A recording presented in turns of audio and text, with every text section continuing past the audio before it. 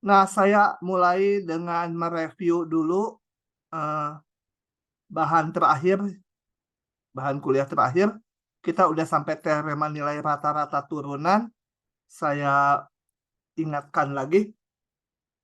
Coba di sini aja ditulis ya, manual. Jadi teorema nilai rata-rata turunan itu demikian. Ini ada fungsi yang kontinu sepanjang interval AB tutup, gitu ya. Bentuknya bisa macam-macam, pokoknya kontinu. Jadi ada F kontinu pada AB tutup. Tentunya di ujung-ujung ya kontinunya sepihak ya. Kemudian ditambah lagi syaratnya lebih ketat lagi, F aksennya ada pada interval bukanya ya. Pada interval bukanya. Nah, teorema nilai rata-rata turunan itu mengatakan maka ada bilangan C sehingga turunan di titik C itu nilainya sebagai berikut. Ini dibagi B min A gitu ya. Coba kita lihat interpretasinya kembali diulang. Yang ruas kanan dulu ini adalah menyatakan kemiringan garis tali busur ini. Kenapa? Karena coba saya gambar demikian. FB ini tinggi titik B di sini. Tinggi titik B ini FB min FA. Itu adalah ruas ini. FB min FA. Sedangkan B min A adalah ini. B kurang A.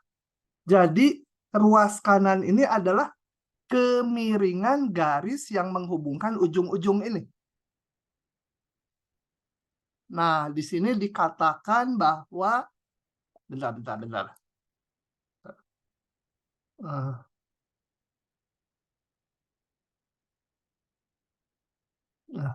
Dikatakan bahwa ada titik C di antara AB, buka di antara ada C-nya di antara AB buka ya. C anggota AB buka. Jadi C-nya ada di dalamnya. Sehingga turunan di titik C sama dengan ini. Ini adalah kemiringan garis yang menghubungkan ujung-ujung. Jadi di titik C juga kemiringannya sama. Jadi artinya sejajar dengan garis yang merah. Yang mana itu? Ya, kita cari di sepanjang kurva biru, kira-kira yang sejajar dengan yang merah adalah ini, gitu ya, di sini. Nah, ini titik C-nya. Kalau ini ya C, FC. Kalau di grafik. Jadi ada titik C yang kemiringan garis singgungnya sejajar dengan garis yang menghubungkan ujung-ujung. Oke. Tapi syaratnya berat, ini harus ini ya. Coba kita lihat contohnya, gampang, ini gampang. Oh ya, titik C-nya kemarin bisa lebih dari 1. Kalau yang di sini titik C-nya tidak ada karena apa? Fungsinya nggak kontinu, dilanggar syaratnya. Dilanggar syaratnya, kesimpulannya belum tentu berlaku. Jangan diartikan kesimpulannya pasti salah gitu ya. Kesimpulannya bisa benar, bisa salah kalau premis atau syaratnya dilanggar. Ini juga dilanggar meskipun kontinu, nggak punya turunan di sini. Nah, titik C-nya belum tentu ada. Nah, saya bahas contoh-contoh ini. Manual aja. Sebentar. Ini entah kenapa sejak update Windows nge-cropnya suka nggak pas.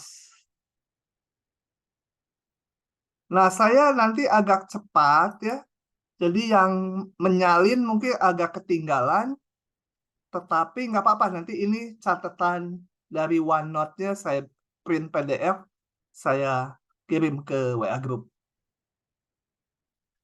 Oke. Kita lihat dulu yang soal A. Nah, di soal A ini yang A. kok warnanya kurang itu ya. Yang A dulu. Di sini udah diberikan nih intervalnya. Jadi saya punya A-nya 1, B-nya 4. Fx-nya itu. Nah, tentukan titik C-nya. Jadi kita mencari C yang memenuhi ini. Untuk memenuhi ini, saya perlu turunannya dulu. Ya. Ini kan F aksen C itu artinya diturunkan dulu, kemudian diganti dengan titik C, si X-nya. Jadi saya hitung dulu turunannya. Sama dengan akar X menjadi 1/2 akar X. Ada 2, jadi 2-nya hilang ya. Gitu. Kemudian saya mencari ini, dicari titik C sehingga F aksen C sama dengan F B min F A dibagi B min A. Ya, ini mah cuma ngitung aja. F aksen C berarti 1/4 C. Ruas kanannya FB, F4 dikurangi F1 dibagi 4 min 1. Nah, ini saya punya persamaannya 1/4 C sama dengan F4. Kita hitung dari sini, F4 dari fungsinya. F4, 4, jadi 2, 4 ya. 4, F1, 2, 4 kurangi 1. Jadi sama dengan, atau bentar ya, 1/4 C sama dengan 2/3. Dari situ saya dapatkan dibalik akar C sama dengan 3/2, atau C-nya sama dengan dikuadratkan 9/4. Betul nggak ini anggota ini? Jelas. C itu anggota interval ini. Buka ya. Habis buka. Anggota ini 1,4. Karena 2,5. 2/4 itu ada di sini. Oke, kalau menjawab gini, dikurangi nanti nilainya. Syarat premisnya harus ditulis dulu. Meskipun nggak harus dibuktikan detail lagi, karena ini udah diaplikasi. Tolong ditambah di sininya. Di atas. Ya. Tulis dulu. Jelas, itu jelas aja. Fx kontinu. Dan turunannya juga ada. Ada. Pada interval, buka aja ya. Di ujung-ujung tuh. Gitu. Ini syaratnya harus ditulis dulu gitu ya. Oke, begitu saja, cuma ngitung gini aja. Yang B, apakah yang B sama dengan yang A? Tentu saja saya bikin 2 contoh, ada corak yang berbedanya. Selain fungsinya ada hal yang mau ditanamkan. Coba yang B. Yang B itu A-nya min 8. B-nya 27. Fx-nya X pangkat 2/3. Kembali ditanya, tentukan titik C yang memenuhi ini. Jadi saya turunkan. 2/3 menjadi 2/3 X pangkat min 1/3 atau 2/3 ke bawah 3 akar X gitu ya. Nah, dicari C sehingga F aksen C sama dengan FB min FA dibagi B min A. Kalau nggak paham langsung nanya ya. Saya kalau nggak suka bablas aja. F aksen C 2/3 1/3 akar C. Ini ya, turunannya dihitung di titik C.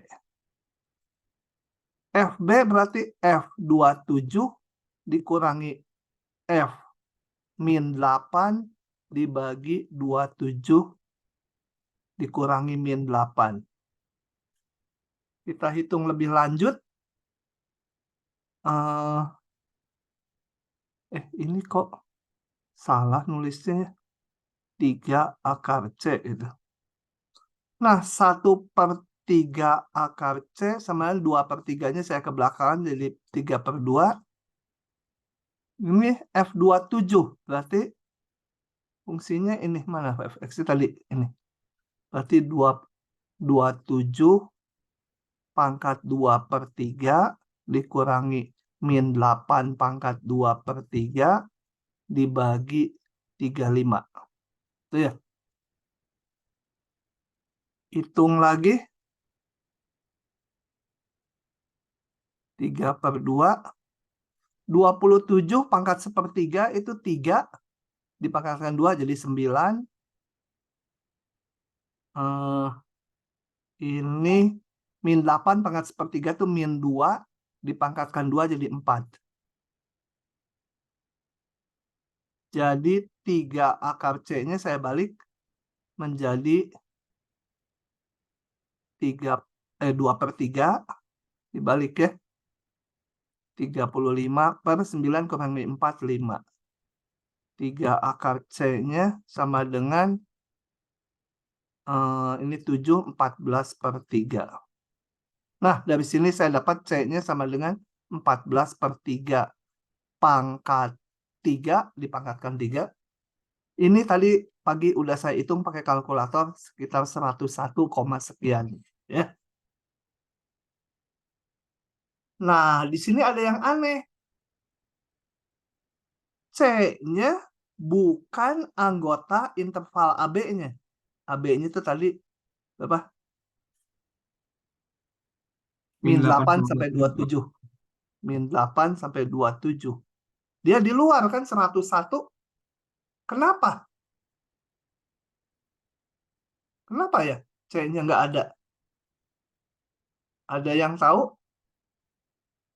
Salah ngitung atau ngitungnya udah benar jadi teorinya sepertinya salah? Nggak mungkin teorinya salah. Ada buktinya kok secara formal. Kenapa? Ada yang tahu? Yang tahu jawab. Wah, diam semua. Si itu siapa teh? Lupa saya namanya.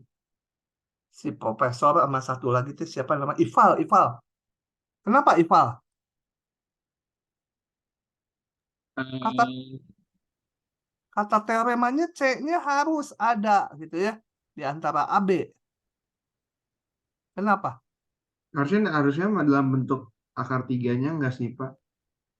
Enggak, benar ini mah hitungnya. Nah, Syaratnya enggak kita periksa. Ini coba. Fx sama dengan X pangkat 2/3. Dia memang kontinu ya. Kontinu. Di interval min 8 sampai 27. Tapi kita lihat F aksen X-nya tadi apa? 2/3 3 akar X. Ini kita lihat F aksen X tidak ada di X sama dengan 0. Dan 0 itu ada di sini, tuh ada di situ. Nah, jadi syarat punya turunan sepanjang AB ini dilanggar. Jadi apa? Syarat teorema nilai rata-rata turunan dilanggar. Kalau dilanggar, ya kesimpulannya bisa benar, bisa salah di fungsi ini salah gitu. Ya. Sehingga C belum tentu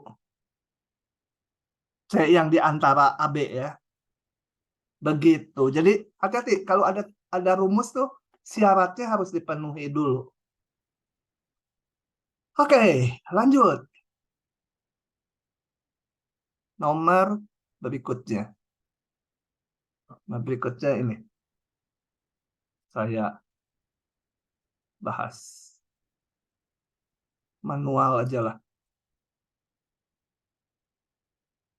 Kalau nggak paham nanya ya, langsung tanya, jangan diam aja, rugi. Kalau diam aja, kalian tuh kalau nggak paham diam aja, pikirnya nanti aja yang gitu sungkan nanyanya, itu kalian udah rugi gitu ya. Minimal tanya, kalau menurut saya, ini mah harus baca yang ini, saya akan rujuk gitu ya. Tapi kalau memang harus dijelaskan, nanti saya jelaskan. Jadi kalau nggak bertanya, ya saya kan nggak tahu, nggak paham gitu. Jangan merugikan diri sendiri itu. Oke, kita baca ini. Renata berangkat pukul 6 dari Bandung. Sampai di Jakarta pukul 8. Berarti 2 jam perjalanan. Menempuh jarak 120 km.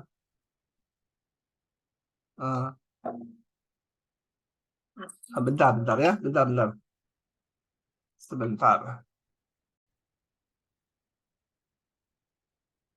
Saya ulangi ya. Tadi Renata berangkat pukul 6 dari Bandung. Tiba di Jakarta pukul 8. Jarak tempuh perjalanannya sekian. Nah, menurut Renata, speedometer kendaraannya selalu menunjukkan angka di bawah 60 km per jam. Nggak pernah mencapai 60. Nah, ini nggak mungkin.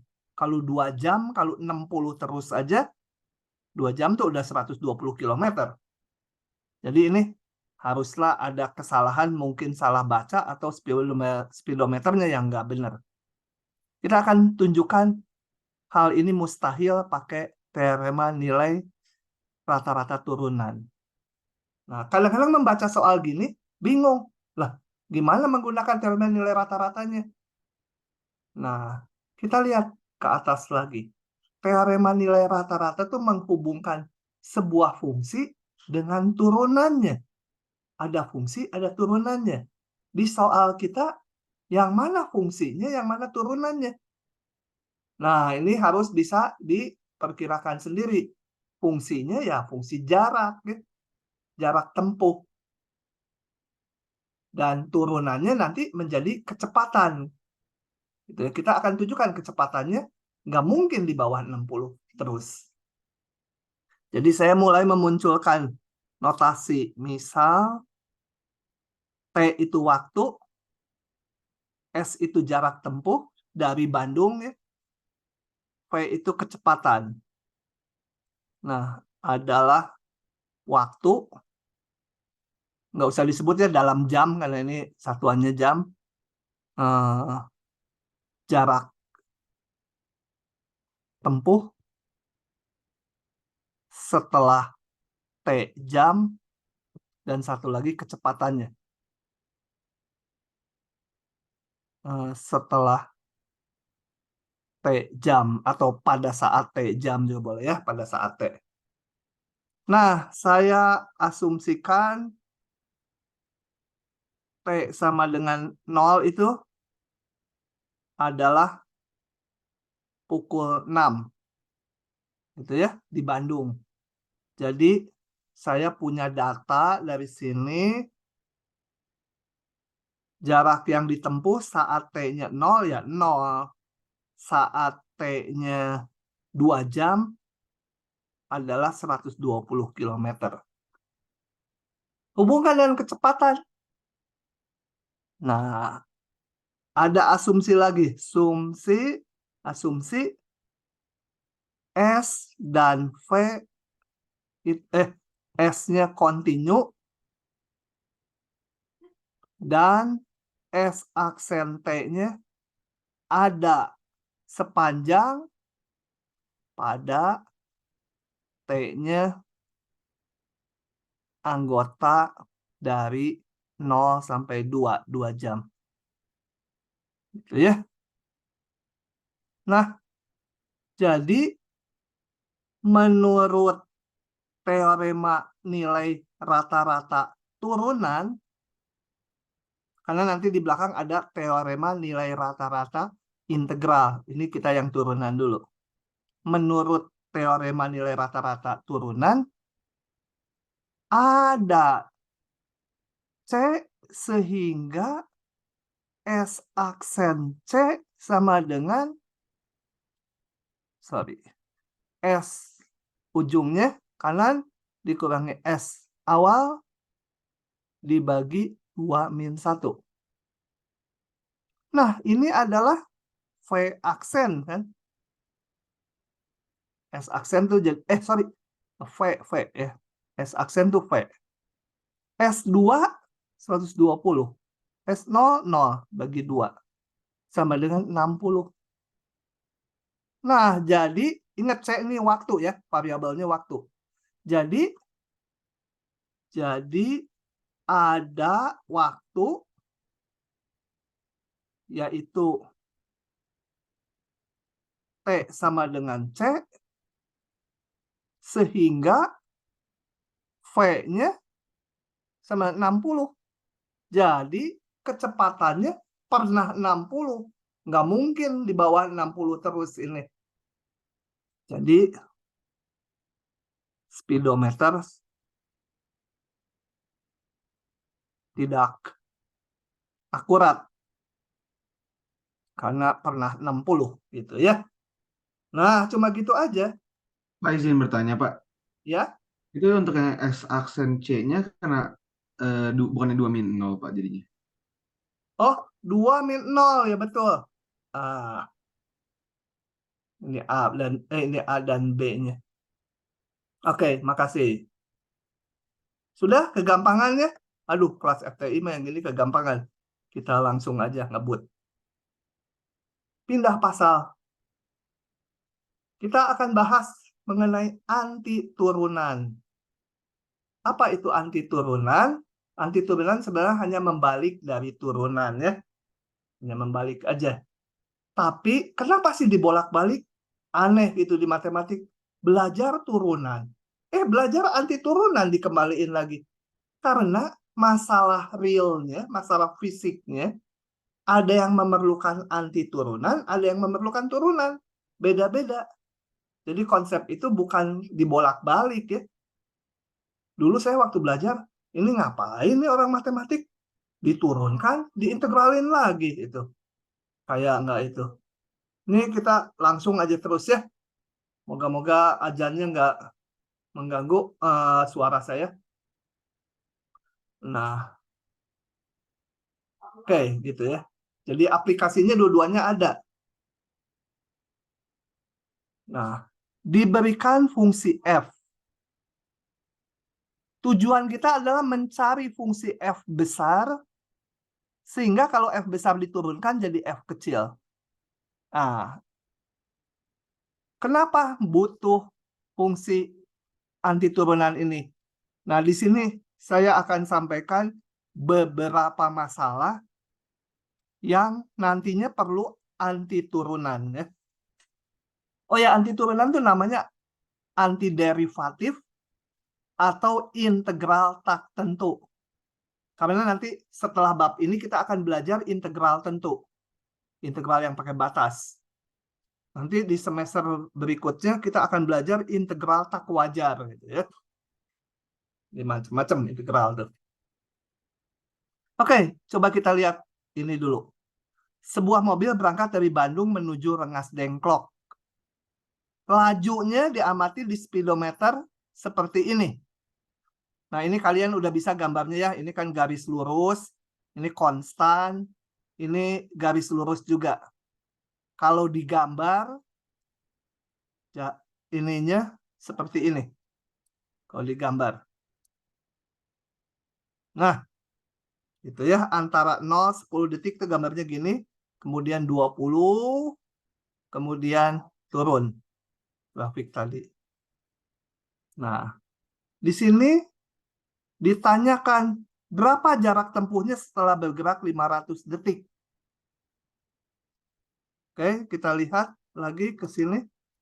Nah, nanti jarak tempuh setelah 500 detik itu adalah luas di bawah kurva kecepatan ini. Tapi nanti ya, kenapanya nanti, kenapanya. Sekarang diterima aja dulu. Ini hanya mau menunjukkan bahwa untuk menghitung luas di bawah sebuah kurva, perlu nanti konsep integral tentu. Ya. Untuk bisa ngitung integral tentu, harus bisa integral tak tentu dulu. Nanti turunannya. Oke. Yang lain. Ini. Tentukan semua kurva, banyak kurvanya, yang kemiringan garis singgungnya berarti y-aksennya di tiap titik X, berarti y-aksen X-nya selalu 2 kali absisnya. Absis itu X ya. Jadi y-aksennya 2 kali X. Kita lihat. Ini. Terjemahan dari kalimat tadi, kemiringannya 2 kali absisnya berarti y-aksennya sama dengan 2 kali X ya. Absis itu X ya. Kalau y-nya itu ordinat. Kalau dua-duanya koordinat. Nah, ini kalian mungkin bingung. Loh, kok ada garis-garis putus ini gitu ya.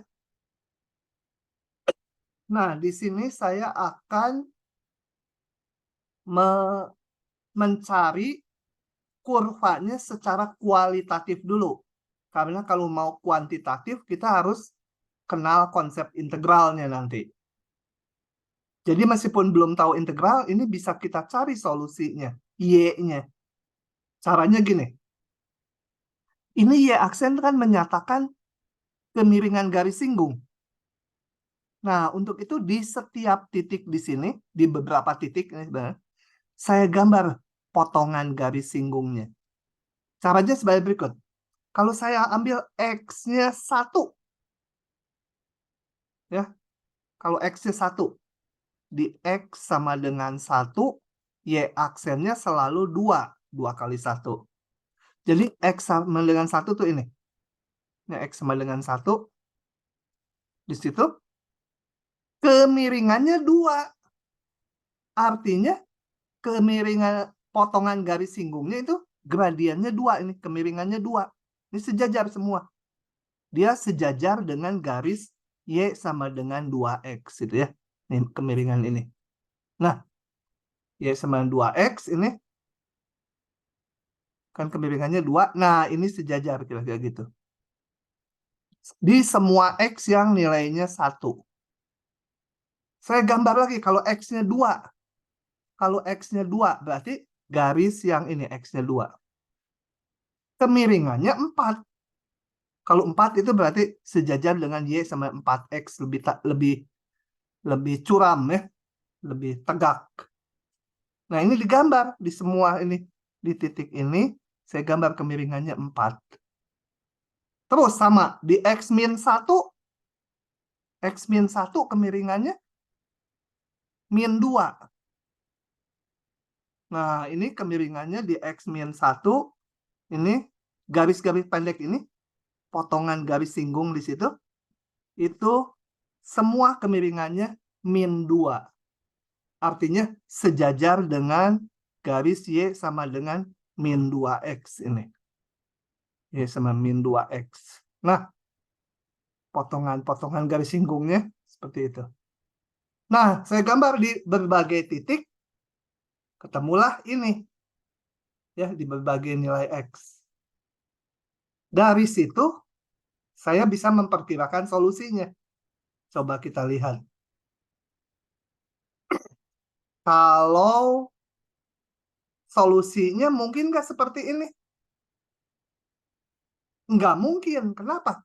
Kalau solusinya seperti itu, nanti di titik ini, nih, di titik yang saya hitam ini, kemiringannya menjadi ini.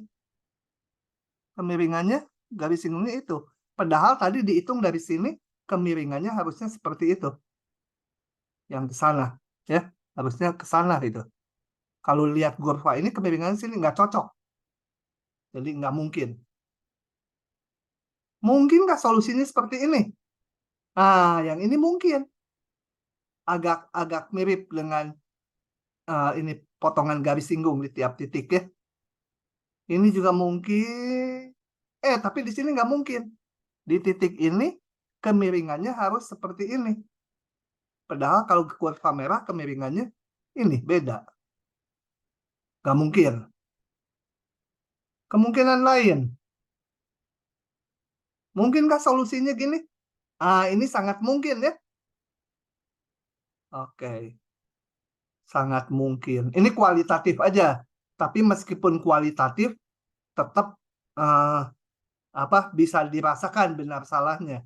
Meskipun angkanya nggak pas gitu ya. Ini mungkin. Yang ini mungkin. Karena di setiap titik garis singgungnya mirip dengan yang tadi saya hitung garis-garis potong biru kecil. Jadi solusinya bisa ini. Bisa juga ke bawah ya ini, karena nggak digambar ke bawah. Mungkin juga gitu. Ini adalah kumpulan solusinya secara kualitatif. Oke, nanti aja. Kalau solusi kuantitatifnya yang berupa angka, hitungan, ya nanti setelah belajar integral. Tapi ini contoh menunjukkan perlunya konsep integral. Ini yang rada nyata buat kalian. Sebuah gelas berisi air mendidih, anggap aja 100 derajat Celcius gitu ya, mendidihnya. Diletakkan dalam ruangan yang temperaturnya 20 derajat. Tentunya air dalam gelas akan menjadi turun temperaturnya karena diserap udara. Nah, berpindah gitu ya. Pokoknya dipindah ke udara. Di sini diasumsikan ruangannya sangat besar dibandingkan ukuran gelasnya. Ya gelas misalkan ditaruh di sebuah kelas gitu. Karena ruangannya sangat besar, udaranya sangat banyak, maka meskipun si udara itu menyerap panas dari air yang mendidih, tapi diasumsikan temperatur udaranya nggak berubah. Karena sangat luas, sebenarnya temperatur udara naik sedikit sekali gitu ya. Karena sangat luas. Jadi di ini namanya hukum pendinginan Newton, diasumsikan temperatur udaranya nggak berubah, tapi temperatur air dalam gelas menurun, pindah ke udara. Nah, hubungannya tuh diatur oleh hukum Newton ini. Yang mau kita amati adalah temperatur air dalam gelas, bukan temperatur udaranya, karena temperatur udaranya konstan. Nah, hukum Newton mengatakan laju perubahan temperatur air, sebut aja temperatur airnya YT ya. Jadi laju perubahan temperatur ya turunannya. Ini. Laju perubahan temperatur air dalam gelas, itu DY dt, itu sama dengan konstanta. Konstanta ini beda-beda untuk tiap zat yang lain ya. Untuk air, untuk minyak, untuk apa beda-beda. Tapi intinya konstanta dikalikan beda temperatur antara si air dengan udara. Jadi konstanta kali perbedaan temperatur air dengan udara. Oke, modelnya seperti ini. Menyangkut turunan. Yang kita inginkan apa? Mengetahui temperatur airnya setiap saat. YT-nya pengen tahu. Nah, coba kita lihat. Ini ditanya tentukan temperatur air setelah 40 detik. Kita lihat aja ya. Ini kembali baru diselesaikan kualitatif. Karena belum sampai integral tentu. Belum sampai integral tak tentu juga udah bisa nanti. Tapi kita belum membahas integralnya. Nah, apa yang saya gambar di sini? Kayak tadi, potongan-potongan ini, garis kecil ini adalah menyatakan kemiringan garis singgung di titik tersebut. Jadi yang ini sumbunya sumbu sumbu waktu. Harusnya ada tulisannya waktu ya. Yang ini temperatur, pakai T besar, temperatur air. Jadi contoh, kalau Y-nya temperaturnya, Y itu temperatur air tadi dinyatakan dalam Y ya. Y temperaturnya. Bukan T besar. Nah, kalau Y-nya misalkan 40. Mana Y-nya 40? Ini nih, Y-nya 40 tuh sepanjang ini. Maka DY/DT ini kemiringan garis singgung kan? 0,1 kali 40 min 20. 2 kali 0, jadi kemiringannya ini 0,2. Oh ya, salah ini soalnya harusnya minus nih. Karena kan temperaturnya turun. Jadi di soalnya juga harusnya ini minus. Temperaturnya tuh turun. Kalau positif turunannya kan fungsinya monoton naik, nanti temperaturnya naik. Ini harusnya minus. Nah, kemiringannya kalau Y-nya 40, kalau temperatur airnya 40, dia menjadi 0,1 kali 20, jadi kemiringannya minus 2 ya. Nah, ini kemiringannya minus 2 nih semua di sini. Kemiringannya min 2. Sejajar Y sama dengan min 2X. Kalau temperaturnya 60, nih temperaturnya sedang 60, maka kemiringannya 60 kemiringan 20, 40 kali ini kemiringannya 4, dia lebih tegak gitu. Semua yang di Y-nya 60 kemiringannya 4. Begitu seterusnya. Kalau temperatur airnya 20, nah ini 0. 0 kemiringannya 0. Jadi ini sejajar sumbu X di sini. Kalau temperaturnya 20. Dan ini wajar kalau temperatur airnya 20, ditaruh di ruangan yang temperaturnya 20, ya temperaturnya tetap aja udah nggak berubah. Laju perubahan temperaturnya 0. Oke, saya hapus dulu yang barusan. Nah, sekarang saya punya saat awal airnya mendidih. Waktu T-nya 0 di sini, temperaturnya 100. Pertanyaan soalnya tadi apa? Setelah 40 detik, maka kita perkirakan kurvanya haruslah seperti ini ya, turun. Dan turunnya nggak mungkin seperti itu. Karena harus mengikuti ini, arah garis singgung ini. Oke, seperti itu. Nah, perkirakan setelah T-nya 40. T-nya 40, ya mungkin temperaturnya sekitar 22, 23 gitu ya.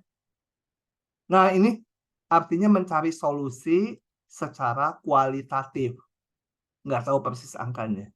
Nanti pakai konsep integral, kita cari solusi ini secara kuantitatif, secara rumus angkanya pasti.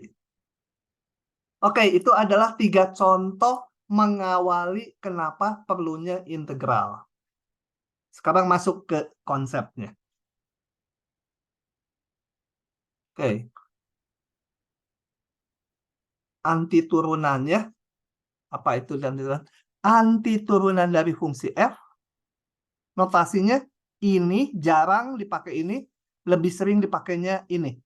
Ini antiturunan atau antiderivatif atau integral tak tentu. Biasanya agak besar gitu ya ininya simbol integral. Ini adalah hasilnya fungsi f besar yang memenuhi f aksen harus jadi f kecil. Jadi ini dinamakan antiturunan. Kalau diturunkan harus jadi f kecil yang diberikan awal. Nah, ini mudah ya, coba kita lihat. Contoh, kalau saya punya f kecilnya ini 2x, maka antiturunannya bisa x kuadrat. Buktinya gimana? Ya ini diturunkan aja. Jadi yang f kecil. Bisa juga ini, kalau diturunkan jadi ini. Bisa juga ini, diturunkan jadi ini. Jadi banyak ya antiturunannya. Maka ada konsep antiturunan umum. Ada konstantanya. Ya, ini namanya antiturunan umum. Untuk selanjutnya, kalau dibilang anti turunan, adalah anti turunan umum, ada konstantanya. Sengaja saya beri warna merah, kalau lupa menulis konstantanya, dipotong 50%. Ya, jadi kalau ngitung anti turunan, tambah konstanta. Kemudian anti turunan itu tunggal. Dalam arti, jadi kalau anti turunan bisa macam-macam kan, berapa ya kita? Si A dengan si B nanti anti turunannya bisa beda. Nah, untungnya tunggal dalam arti hanya berbeda sebesar konstanta. Artinya kalau F itu anti turunan dari F kecil, G anti turunan dari F kecil juga. Maka F dan G bedanya hanya sebesar konstanta. Ini dan ini bedanya hanya 1. Ini dan ini bedanya hanya berapa? Bisa dikatakan 6 atau min 6 gitu ya. Jadi bedanya hanya konstanta. Jadi dianggap tunggal karena pakai C seperti ini. Oke, kita lihat contoh-contohnya. Ini udah dicoret-coret bekas tadi. Saya hapus dulu ya. Bentar, saya hapus dulu. Harusnya jangan dicoret-coret di sini. Susah kalau ngapus di Adobe ini. Nggak bisa di-block lagi kalau nggak salah. Harus hapusnya satu-satu kayak gini. Bikin capek. Nah, yang pertama. Ini rumus-rumus karena kita udah tahu turunan. Rumus-rumus turunan tinggal dibalik aja. Ini. X pangkat R. R-nya rasional tapi bukan min 1. Jadi bukan seper X. Kalau seper X nanti deket akhir semester ini baru dibahas. Kalau X pangkat R, R-nya bukan 1, bukan min 1, maka anti turunannya ini. Nah, kalau kita mau memeriksa benar nggak anti turunannya yang saya kotakin ini, tinggal ini diturunin aja. Jadi kalau saya sebut F besarnya X pangkat R tambah 1 per R tambah 1, benar nggak turunannya? Itu menjadi yang ini. Tinggal turunin aja. Ini 1 per R tambah 1. Yang ini aja yang diturunkan. Menjadi R tambah 1 kali X pangkat. Pangkatnya turun 1. Dan ini menjadi X pangkat R. Jadi benar bahwa turunan ini menjadi ini. Sehingga si ini adalah anti turunan atau integral tertentu dari ini. Gitu ya. Yang kedua nanti lewat aja di substitusi saya jelaskan. Ini trigonometri integral cos sin. Memeriksanya turunkan ini. Benar nggak jadi cos? Betul. Ya. Kemudian konstanta kali fungsi, konstantanya bisa keluar dari integral. Penjumlahan bisa dipecah 2, pengurangan bisa dipecah 2 gini. Mudah lah anti turunan. Coba kita lihat contoh-contohnya. Yang gampang dulu ini ya, saya buka langsung ya. Yang gampang saya buka dari sini. Tentukan anti turunan atau integral tak tentu dari ini. Bentar. Ada. Oke. Jadi sampai mana tadi? Oh ini, contoh ini. Saya kalau di bawah tuh suka susah ngebayangin pangkatnya. Jadi saya ubah dulu gini. Ini dikeataskan jadi pangkat ini. Kemudian kita terapkanlah rumus yang ini. Pangkatnya naik 1 dibagi pangkatnya bawah. Jadi yang ini menjadi, yang ini kalau diintegralkan 4-nya biarkan aja.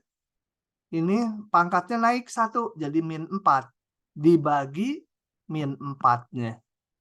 Yang sebelahnya Nanti menjadi X naik 1, min 4 jadi min 3. Dibagi min 3. Gitu ya. Jangan lupa tambah C. Nah, kalau di sini saya langsung udah dicoret. Ininya juga udah dicoret. Ini jadi plus, ini min. Gitu ya, di ujiannya langsung aja gitu. Nih, kembalikan bentuk ini. Enggak juga, enggak apa-apa. Oke, mudah, langsung aja. Tapi kalau nggak paham, tanya ya. Soal berikutnya. Yang ini juga mudah, jadi nggak saya tulis ulang. Nah ini ada pembagian ya, kita bagi dulu aja. Kita bagi ini. X pangkat 6 bagi X pangkat 5 ini. Ini bagi ini bagi ini. Kerjakan kayak nomor sebelumnya. Naik pangkatnya. Ini sebenarnya kalau mau 4-nya tetap. X pangkat 1 naik jadi X pangkat 2. Dibagi 2. 3, 3X gitu ya. X pangkat 0 jadi X pangkat 1. Ini kan 3X pangkat 0 gitu. Jadi X pangkat 1. Atau 3 ya 3X gitu. Min 8, X pangkat min 5 jadi X pangkat min 4. Dibagi min 4. Jangan lupa. Nah, cuma di bawah udah saya selesaikan langsung. Lanjut lagi. Nah, ini menggunakan substitusi. Sebenarnya di teorinya yang ini nanti. Tapi saya nggak jelaskan lewat sini lah. Lebih gampang ke soalnya. Ini akan saya tulis. Ini ya. Nanti ini PDF-nya saya berikan ini.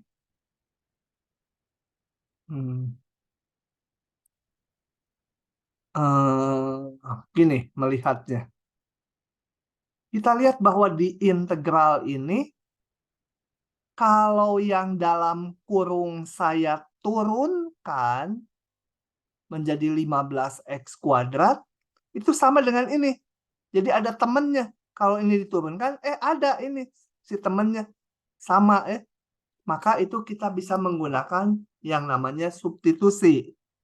Caranya kita substitusi. Apa namanya? Q misalkan ya.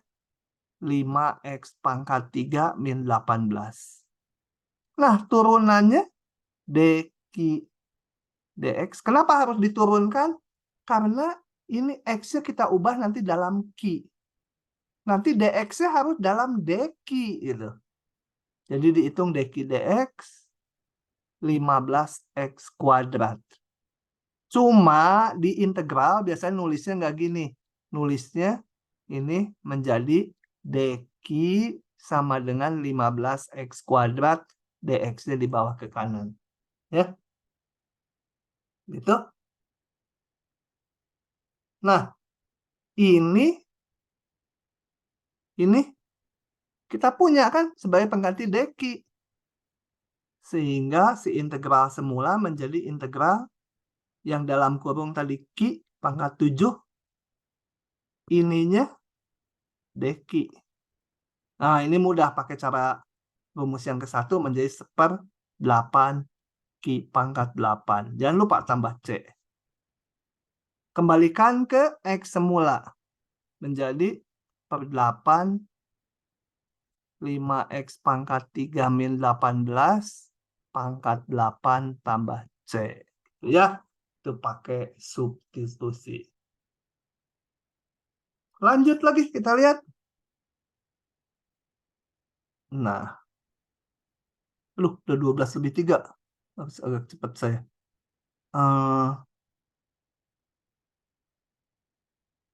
Nomor ini ya, yang D saya bahas. Nggak usah semua ya, nanti kelamaan. Yang D.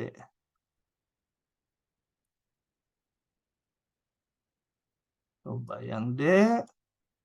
Kita lihat gimana substitusinya. Kita lihat kalau yang di bawah akar diturunkan menjadi 4T.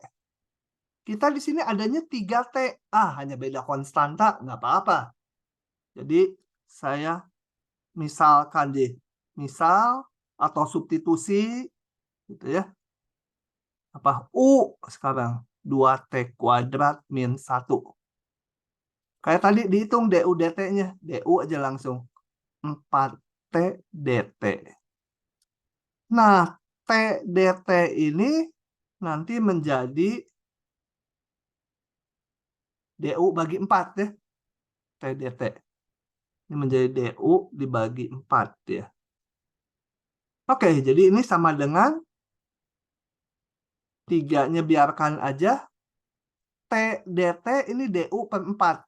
Per 4-nya saya taruh di depan, DU-nya di belakang. Itu 3 akar U. DU gitu ya. Ini dapat dari T DT itu DU per 4. DU per 4. Nah, ini kan udah gampang lagi. 3 per 4. Kalau mau ini, kalau bingung tulis dulu sepertiga. DU sama dengan 3 per 4. Pangkatnya naik menjadi U pangkat naik 1. Dibagi 4 per 3 ya. Itu tambah konstanta. Kembalikan U-nya ke X. 3 per 4-nya ke atas jadi 3 per 4 jadi 9 per 16. U-nya tadi 2T kuadrat min 1. Pangkat 4 per 3 tambah C. Nah, begitulah ya. Lanjut. Yang ini. Coba eval. Substitusinya apa? Iya, Pak. Ini. Yang ini substitusinya apa? Ah, kamu sih ngelamun aja. Sin X cos X-nya ya, Pak? Enggak. Substitusi U sama dengan apa? Oh, U sama dengan sin pangkat 10 X cos X. Ah, nggak bisa U-nya itu mah. Hah? Nggak jadi. Apa substitusinya? Nah, kurang merhatiin tadi. Saya bahas kalau gitu. Ini ya, yang ini. Kalau mau pakai substitusi tuh harus lihat ada yang kalau diturunin ada temennya gitu ya. Maksudnya apa? Kayak tadi ini. Kalau yang dalam kurung diturunin jadi 4T, ada nih temennya. Nggak persis 4T, konstanta sama biar aja. Ini tadi yang dalam diturunin jadi 15X kuadrat. Ah, ini pas pisan turun temennya. Yang ini apa nih? Substitusinya. Cos-nya aja, Pak. Cos gitu. Ya, jadi min sin. Terus DU sama dengan min Min sin sin X dx. Nah, temennya mana? Adanya pangkat 10. Nggak cocok. Dibalik. Yang sin, ini kalau ini tuh artinya ini ya. Sin X pangkat 10 artinya. Jadi yang dimisalkan ini. Karena kalau diturunkan jadi ini temennya. Jadi kita pilih ini salah. Kita misalkan U-nya sama dengan sin X. DU dx cos X. Dx ditambah di belakang. Nah, ini temennya ada nih. Sehingga ini menjadi apa? Integral sin X pangkat 10 jadi U pangkat 10. Cos X dx-nya jadi DU. Sama dengan diintegralkan menjadi pangkat 11. Ditambah konstanta. Kembalikan ke fungsi awal menjadi 1/11. 4 tadi U-nya sin X. Pangkat 11. Nah, begitu. Ya, jadi kalau substitusi harus pintar-pintar milih ininya. Oke, satu soal lagi yang terakhir. Di nomor 1. Atau 2 lah ini, 2. Karena dua-duanya saya lihat perlu. Gimana ini ada mutlaknya nih? Ya, kayak waktu pertaksamaan atau waktu ngitung limit atau ngitung turunan, kalau ada harga mutlak, ya kita buka dulu mutlaknya. Kita ingat bahwa harga mutlak X sama dengan min X, X. X lebih kecil 0, X besar 0. Maka integral ini saya pecah juga menjadi integral min X kalau X-nya kecil 0. Integral X kalau X-nya besar 0. Ya, tinggal dihitung aja biasa, mudah ya. Min setengah X kuadrat tambah C. Yang ini setengah X kuadrat tambah C. Gitu ya. Paham? Coba saya mau nanya dulu, Anissa paham tidak? Sejauh ini? Anissa mana? Anissa, Paham, Anda, Pak. Elizabeth. Mana si Elizabeth? Iya, Pak. Paham nggak? Paham, Pak. Xavier Abner. Paham nggak? Paham, Pak. Oke, lanjut ya. Saya sampel aja kalau nanya satu-satu semua ya. Habis waktunya. Yang G sama H. G dan H. Akhirnya semua juga ya. Ya nggak apa-apa. Setiap contohnya ada corak yang beda. Nah, untuk dua integral ini, bentuk sin kuadrat sama cos kuadrat, gunakanlah rumus identitas atau ya identitas atau apalah, pokoknya rumus trigonometri. Ini nih. Sin kuadrat X itu setengah, dilihat lagi di depan kalau lupa ya, min setengah cos 2X, dan cos kuadrat X itu, benar ya, saya benar rasanya ini yang plus, setengah cos 2X. Nah, saya kerjakan yang G aja ya, yang G. Yang G. Integral sin kuadrat X. Ini kalau kalian cari-cari substitusinya langsung nggak akan ketemu. Substitusi U sin X nggak akan jalan. U sama dengan sin kuadrat X nggak akan jalan. Harus diubah ke bentuk ini, rumus 2 ini. Sin kuadrat menjadi setengah min setengah cos 2X dx. Ya, begitu. Sebentar. Baik, saya ulangi aja ngomongnya aja ya. Ngomongnya aja, saya ulangi. Tadi nggak direkam, nggak ada yang mengingatkan. Nomor 2, ini nomor 2 tentu lakukan proses anti turunan 2 kali untuk mendapatkan fungsi asalnya. Saya kerjakan yang B ini tadi. Turunan 2-nya ini. Kita hitung turunan 1 dulu sebagai integral dari turunan 2. Masukkan aja fungsinya. Ini dibagi kayak contoh soal nomor 2 tadi. Di awal ya. Oh, nggak ada di sini. Yang B 1B. Dibagi ini. Ini 1 per X pangkat 3, saya tulis X pangkat min 3. Integralkan. Naik pangkatnya 1. Pangkat 1 jadi pangkat 2 kali setengah. Pangkat min 3 jadi pangkat min 2 naik 1. Dibagi min 2. Tambah C. Ya, ini sederhanakan. Fungsi F-nya sendiri adalah integral dari turunan pertama. Jadi dia menjadi, ini turunan pertamanya tadi, integralkan lagi sekali, ini X kuadrat jadi X pangkat 3 dibagi 3. X min 2 jadi X pangkat min 1 naik 1 pangkatnya. Dibagi min 1. C menjadi CX ditambah konstanta baru. Jadi kalau mengintegralkan 2 kali, muncul 2 konstanta. Gitu ya. Nah, begitulah hari ini mungkin saya sampai situ dulu. Nanti dilanjut besok di jam tutorial.